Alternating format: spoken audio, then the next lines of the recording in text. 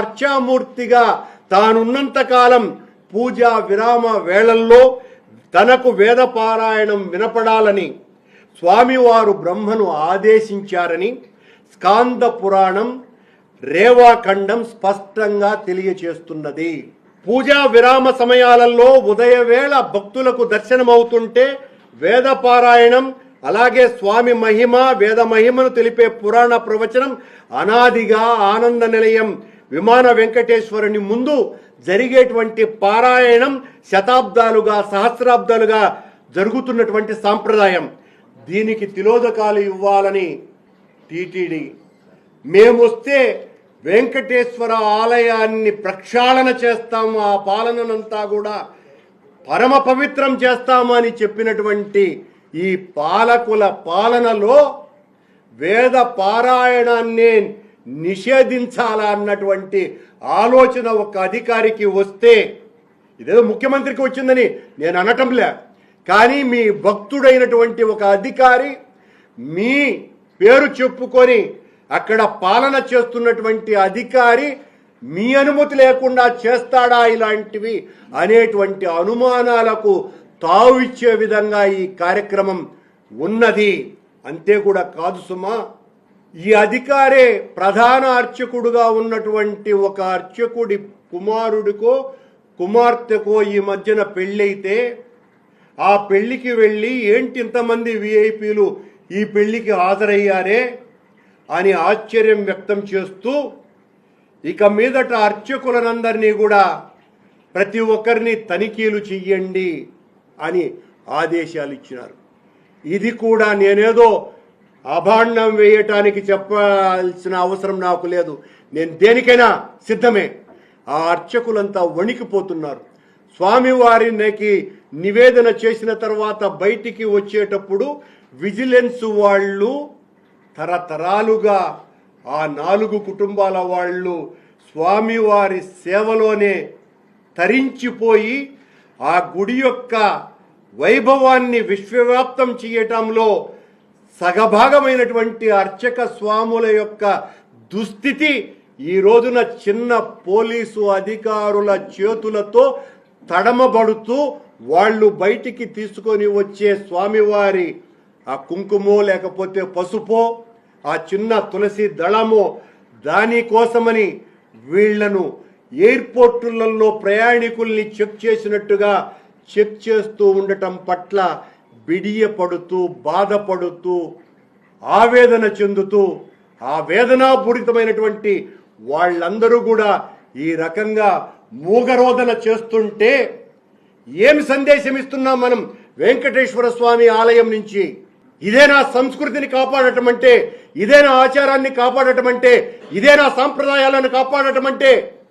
అక్కడ ఉన్నటువంటి 4 కుటుంబాలైనటువంటి వేదమూర్తులుగా బాసిల్లి స్వామివారి తరువాత వీళ్లే అత్యంత పుణ్యపురుషులుగా పూజలు అందుకునేటువంటి భక్తులుగా మనమందరం కూడా గౌరవించేటువంటి ఆ కుటుంబాలకు ఇస్తున్నటువంటి మర్యాద ఇది. ఈ రోజున టీటీడీ అధికారులు వెంటనే దీని మీద పత్రికా ప్రకటనో లేకపోతే ఇదంతా ఫేక్ అనో చెప్పవచ్చు, కానీ అక్కడ మూగతో వేధిస్తున్నటువంటి వేద పారాయణదారుల యొక్క ఆక్రందన వెంకటేశ్వర స్వామి వింటున్నాడు. ఆ అర్చకుల యొక్క ఘోష శ్రీవారి చెవుల బారిన పడింది అన్నటువంటి సంగతిని మర్చిపోవద్దండి అని నేను కోరుతున్నా.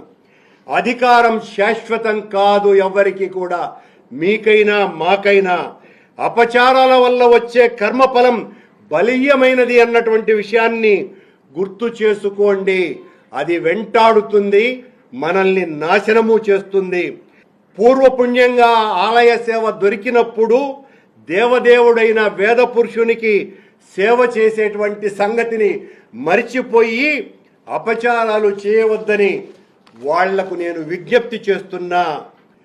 ధర్మ పరిరక్షణకు నడుం బిగించినటువంటి ధర్మాచార్యులంతా కూడా దీని మీద జరుగుతున్నటువంటి ఆ అధికారి యొక్క నిర్వాకాన్ని ప్రశ్నించవలసిందిగా కోరుతున్నాను అని సవినీయంగా తల వంచి విజ్ఞప్తి చేస్తున్నా, నేను రాజకీయం చేయటానికి కాదని తెలియచేస్తూ, అలాగే ఈ మధ్యన తిరుమల తిరుపతి అధికారులు దాదాపు 13 పీఠాలకు, కొండ మీద ఉన్నటువంటి పీఠాలకు సంబంధించిన వాళ్ళు కట్టినటువంటి ఆశ్రమాలలో అవకతవకలు జరిగినాయంటే వాళ్ళేదో ఎక్కువ స్థలాన్ని ఆక్రమించినారు అని వాళ్ళకందరికీ కూడా టీటీడీ ఎస్టేట్ ఆఫీసర్ ద్వారా ఈ అధికారి తాకీదులు పంపించినాడు.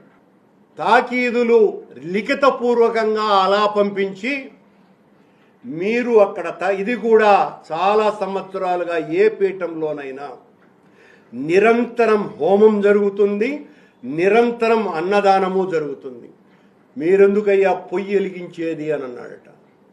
అక్కడెందుకయ్యా అన్నప్రసాదం చేసేది, అవన్నీ ఆపేయండి అని తాకీదులు ఇచ్చినారు.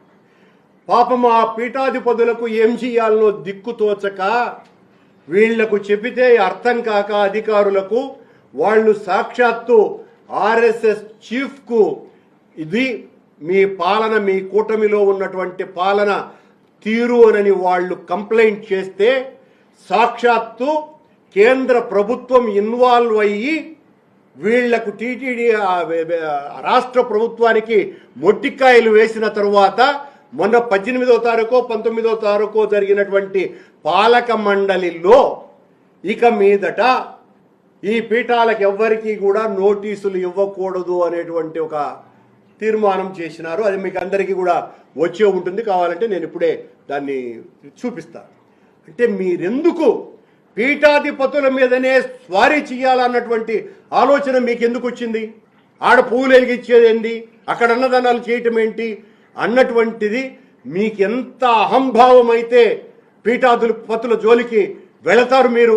ఈ దేశ ఆర్ష సంస్కృతిని కాపాడుతున్నటువంటి, ఈ దేశంలో సనాతన ధర్మాన్ని ఆచారాలను కాపాడటం కోసమని ఆనాడున్నటువంటి అనేక వైదిక ద్వేష మతాలనన్నింటినీ కూడా ధిక్కరించి ఆక్షేపించి అధిరోహించినటువంటి ఈ పీఠాలకు మీరు చేస్తున్నటువంటి సేవ ఇదేనా? మీకు కేంద్ర ప్రభుత్వం మొటిక్కాయలు వేస్తే తప్ప మీకు అర్థం కాలేదా? ఇంత అహంకారంతో వెంకటేశ్వర స్వామి ఆలయంలో అధికారులు పనిచేస్తున్నారు అన్నటువంటి విషయాన్ని సభ్య సమాజానికి తెలియజేస్తున్నటువంటి విషయాన్ని గుర్తు చేస్తూ